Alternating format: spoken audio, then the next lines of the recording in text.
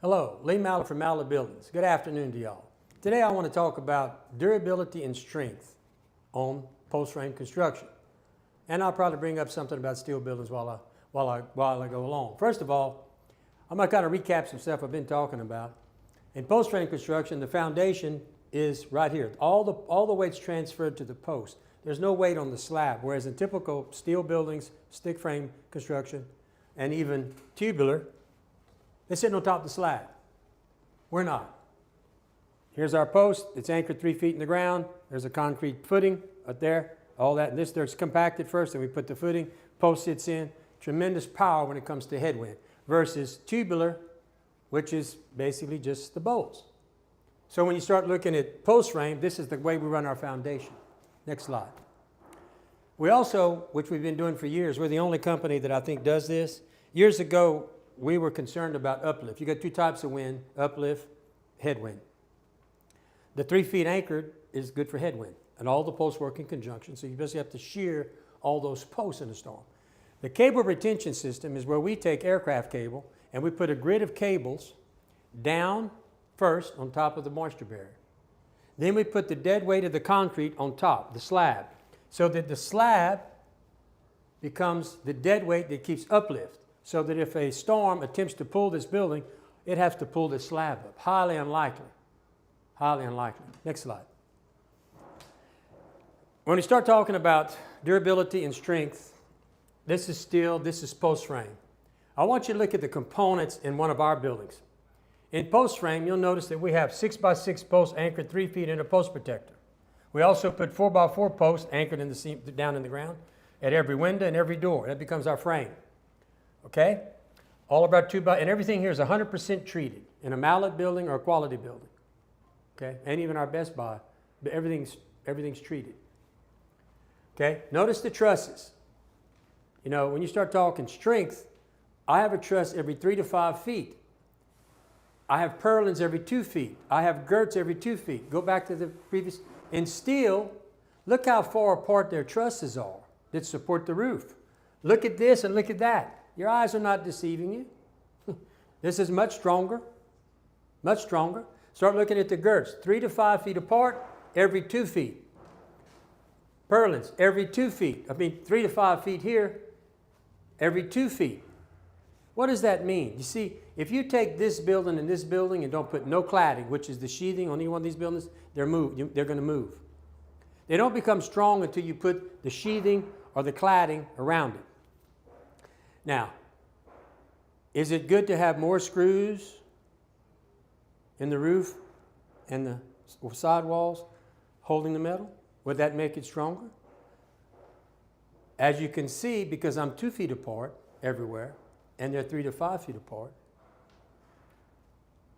I'm going to have 3 times as many screws attaching the cladding to the building than steel.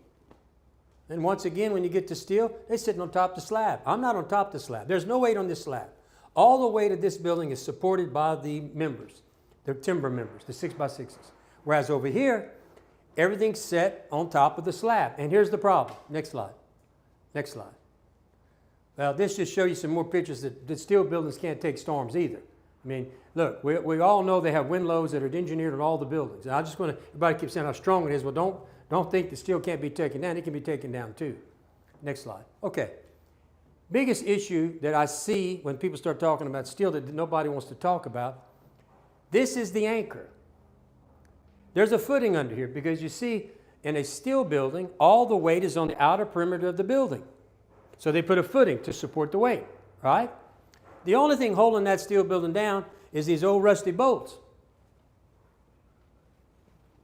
So what happens if the storm hits this building? Do you really believe that this old rusty bolt is going to hold down like it was when it originally put in? Of course not.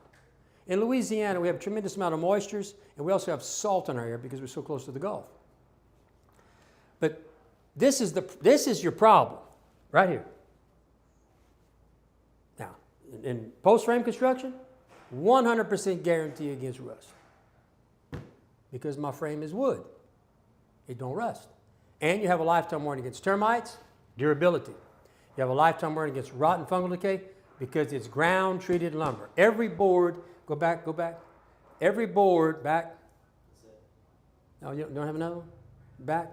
Right here. Every board in this building is ground-treated lumber. The truss, the posts, the 2x, every member is a treated board.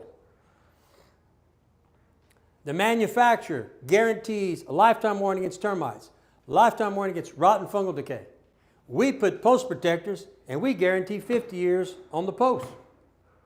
We also use a wrap around the bottom board, which is the protects the concrete from touching the post or the grade board.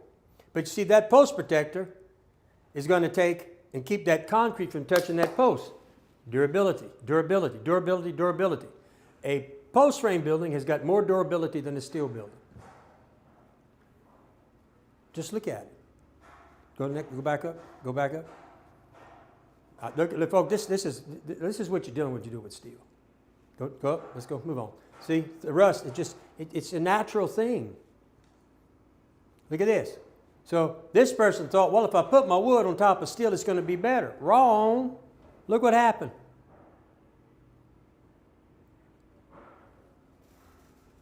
It's not the answer. We go next. See, everywhere that post, every time that metal is down. Now let me tell you something. In riding arenas, I've seen the purlins rot. Can't handle that moisture. It just can't handle it. The humidity, the moisture, it deteriorates. Next slide. Over here you can see the storm or something hit it. It actually pulled anchor bolts out. These anchor bolts is the only thing holding this thing down. When you lose that, whether it pulls them out or they rust, your building it's not secured no more to that slab. The only thing holding that building down is the weight. You get a good storm, just like that. Here's, once again, we don't sit on top of the slab, right? These posts are anchored 3 to 4 feet in the ground, every 9 to 10 feet. So you must understand, if I've got a 30 by 50 and I've got about 15 posts, when that storm hits this structure, all these posts work together. So you theoretically would have to shear them all at the same time. You're not going to shear just one because they're working in conjunction. The other advantage to wood versus steel in a storm is wood flexes. So when that wind hits that wood or hits that structure, it's going to flex and it'll come back. Steel, it's either going to lose or win. There ain't no in between. Ain't no give. So wood has the ability to take more wind. It'll flex back and forth. This is our facility. But I wanted to talk today, like I said, about durability and strength. Once again, I think that post frame is far superior But look, if you got any comments, questions, feel free to send them to me. I'll be glad to answer them. I'll always reply in person the next day.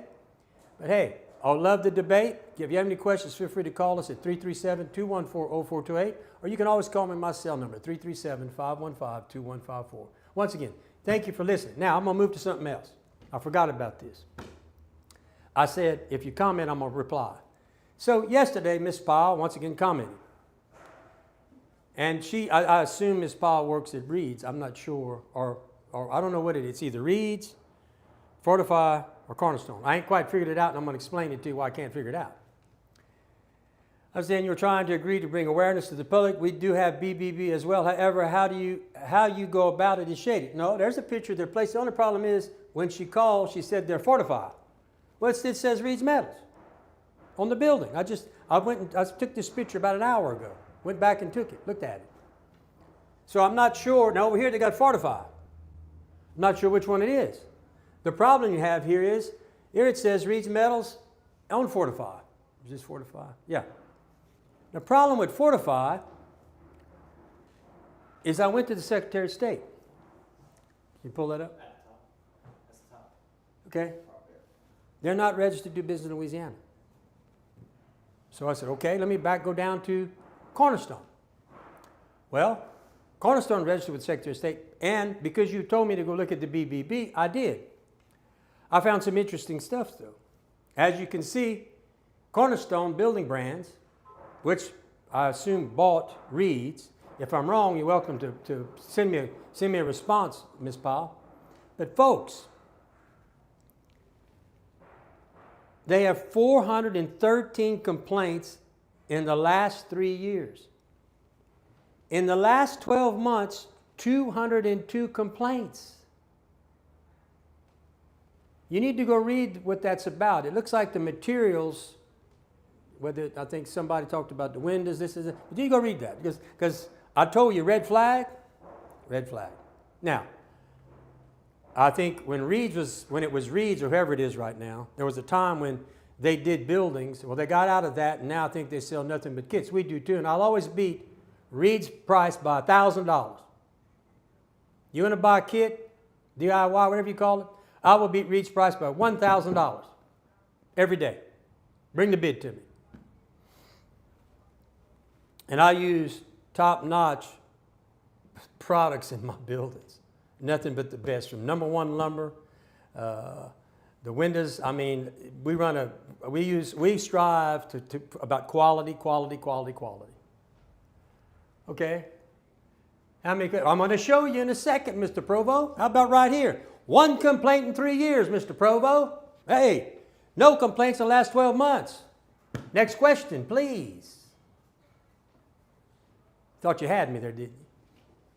1 complaint in 3 years. And I built way more buildings than all of them put together. I think I'm pretty impressed with that.